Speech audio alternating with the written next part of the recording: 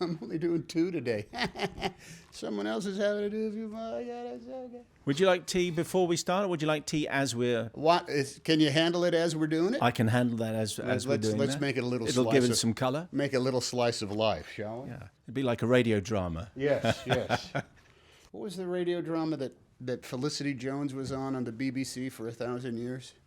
The Walkers? The Archers. The Archers, sorry, yes. the Archers, yes. Thank you. Would you like a job in the Archers? We could get you a job in the Archers. Is it still on? I wish we had radio drama in the United States. Would you like to do that? We could arrange it if you'd like it. Well, you know, 1,000 years ago, I actually met James Stewart, believe it or not. I had my picture taken with him. This was, the Dark Ages. And I just heard him, an old radio show. He did a version of Dial M for Murder for like CBS Radio, Lux Radio Theater it was. And I said, oh, Mr. Stewart, I just heard you recently on one of your radio shows. You recreated Dial M for Murder or maybe Witness, I don't know. Anyway, it was one of those.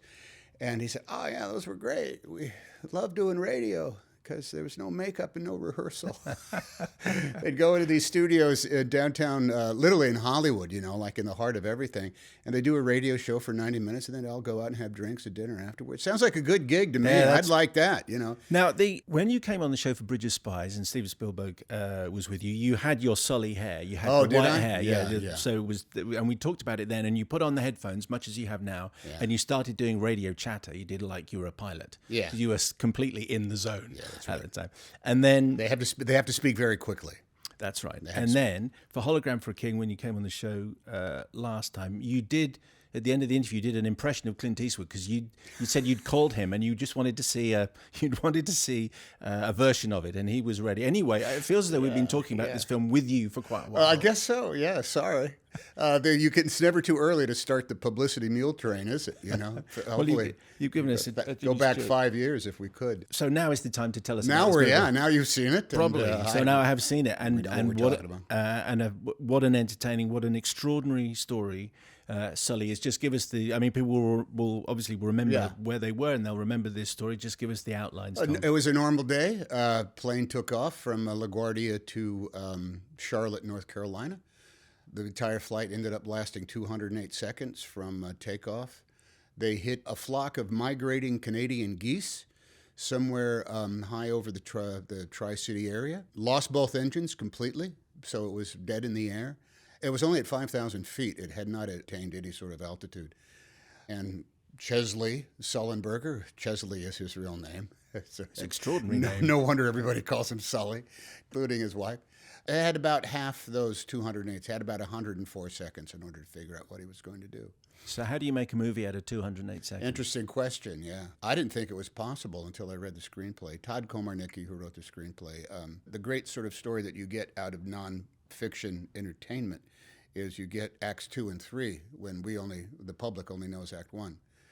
Act 2 and 3 in this case was the impending National Transportation Safety Board investigation of what happened, why, what went into his decision-making process, what was avoided and what could have happened and would have happened instead. And outside of the fact that we condense it down to a very short amount of time, in fact, it was 18 months of his life in which he had no idea whether or not he was going to be blamed, found as being the reason that the airline lost a $110 million airplane and risked the lives of everybody on board. So that's kind of like there's a train that's due into town about high noon on this, and it's the National Transportation Safety Board hearing. We're all aghast, really thinking, why have you got it in for this guy? Everyone else out there is treating him as a hero, and we see you go on David Letterman. Yeah, he actually did do David Letterman. Did he come back and do that for you? No, we special effects do amazing things. Yeah.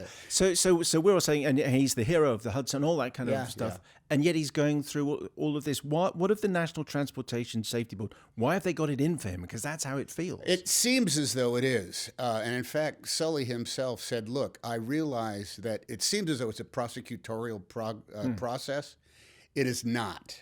The NTSB's job is to find out exactly what happened. That's all. So they're questions. He was deposed many times for hours on end, questioned over and over. And the questions are, what did you have to eat the night before?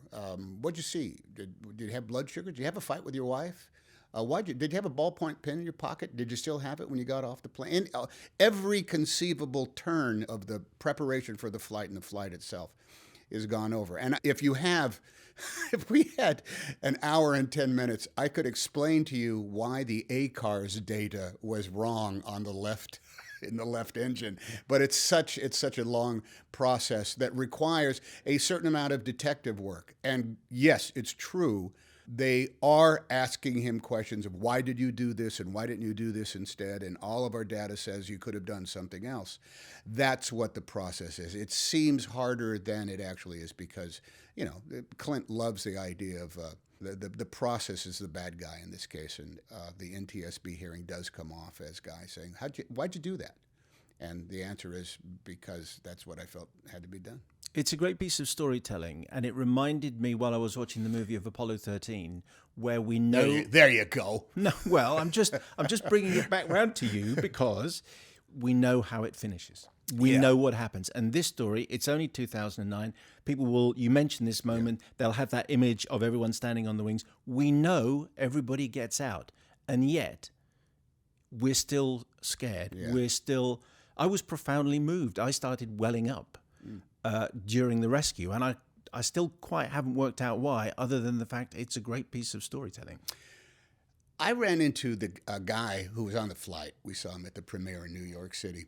A guy who has since learned how to fly, by the way.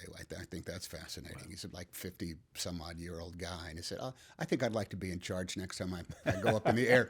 So he's learned how to fly since. He is the very first person out onto the left-hand wing of the airplane, and so he's the farthest guy out. And I asked him, I said, so what was it like out there? He says, it was very cold. The water was up around their ankles. It was very slick. Everybody was worried about falling in, so they were linking arms and trying to keep everybody upright.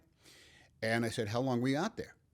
And he said, well, if you had asked me, I would have said I was out there for 45 minutes. But he has since gone back and looked at the actual real-time footage of the rescue. He was on the wing for 7 minutes. 7 minutes from when he went out there all the way to the end to when he was in the safety of a boat. So the first responders, all those ferry boat captains that immediately headed to the plane, to the crash, forced water landing. It's a big thing. Very important. Yep. It is not a crash. It is not a crash. It's a forced water landing. Sully himself will say, look, I did the right thing. I got the plane down. He'll take, I don't think he'll take credit for it, but he'll say that's what happened. But the reason no one fell in the water, the reason no one drowned, no one died of hypothermia, everybody got out, is because all those people out there dropped what they were doing and steered their boats towards the plane and literally saved everyone. Yeah. An extraordinary achievement, extraordinary man. And you were the obvious person to cast because... Really? Yeah, I think so. Because if you're looking for Captain Reassurance, the Lord of Reassurance, we're going to go for Tom Hanks. Now, there's been a running thing on this program for a while, and Mark, who's the film critic, has been saying, and I quote, everything is going to be okay in the end, and if it isn't okay, it's not the end. Okay, he's been saying. Oh, that's lovely. I like that. So people have been asking. Can I steal that from Mark? Yeah. Nothing's over. This started as relationship advice, and then it became distinctly political as we were watching what was happening. I love relationship advice. That's always good. Okay. Yes. Well, it started as that, and then it became political as we were watching what's happening. Okay, in our dual countries. Yeah. That's right. So I'm now going to read you an email. Oh dear. Okay, relating to this subject. Okay. From Matt in Boston. Gentlemen, I'd like to make a suggestion. While we all appreciate Mark's attempts to reassure us that everything will be all right, some people have pointed out that the latent tone of exasperation in his voice, an unfortunate side effect no doubt of watching Michael Bay movies, undermines the sentiment. With all due respect, what we need is a voice that uplifts, that combines rugged optimism with avuncular compassion. My friends, I can think of no better voice to shoulder this daunting burden than the genial Midwestern twang of Mr. Tom Hanks. I have a Midwestern twang. Go ahead. Close your eyes and imagine Mr. Hanks putting a firm hand on your shoulder, looking you square in the eye and saying, insert name here, everything will be all right in the end. So, Tom. First of all, I'm not from the Midwest. I'm from Oakland, California, which is, San Francisco. For us, you've got a twang. I guess I do have a Midwestern twang, yeah. Okay. So can you reassure us that everything is going to be Everything will be all right because it's not the end. Life goes on. the sun rises and like-minded people get involved, we are but leaves on a river, and we shall continue to float downstream until we get to that's a really bad analogy, but we will. Everything will be all right. It's not the last page of any book. We seem to be on a course of two step forward, one step back. The 2 step forwards, those 2 steps forward, those are to be celebrated and acknowledged. And those are not the end. You got to take some more steps forward, and there's always some steps backward that you take as well. All will be well. All will be well. You gave a speech at the Museum of Modern Art in New York recently, which you were saying things. I think it was in the last 36 hours. Right. Yeah. Well, and you were saying, everything is going to be okay. And then you quoted the American Constitution in a very James B. Donovan kind of way. And I thought you were going to, you were resorting. I'm attracted to that stuff. Yeah. So is your optimism based on your innate optimism, or is it based on the Constitution or the movies? It's based on action.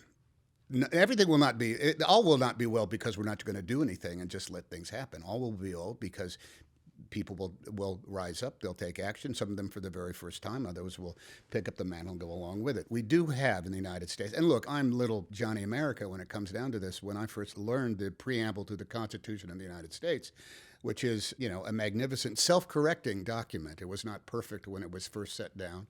It was written at a time when women were not allowed to vote and black people were considered 3/5 of a human being. So this is a living document that is constantly open to interpretation and change and alteration, sometimes for the poorer, but oftentimes for the better. And it says, we the people, in order to form a more perfect union. And I think that's the thing that got me when I was even a little kid, this concept of a more perfect union, because it's never the end. You never reach a state of perfection. You never land on nirvana. Perfection can always be, dare I say it, improved, and that requires work, and that requires action, and you also have to get your ass kicked every now and again. When have we ever learned anything except by when we get our butts kicked around a little bit? Those moments of what we would consider to be failure or setback, those are the things. How we respond to that is what shapes us and defines us. So when I say, when I believe, which I do, that we're going to be okay, we will survive this, but we've got to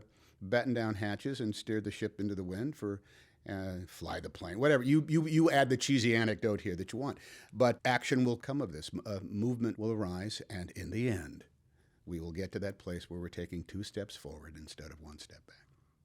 Tom, I feel reassured. Okay, all right. Did I put my hand on your shoulder? Yeah, very good. Could you make sense of that through my thick Midwestern twang? Yeah, just about. We'll subtitle it. We'll put captions. Okay. Tom Hanks, always a pleasure. Thank you very much. Mine. Thank you very much.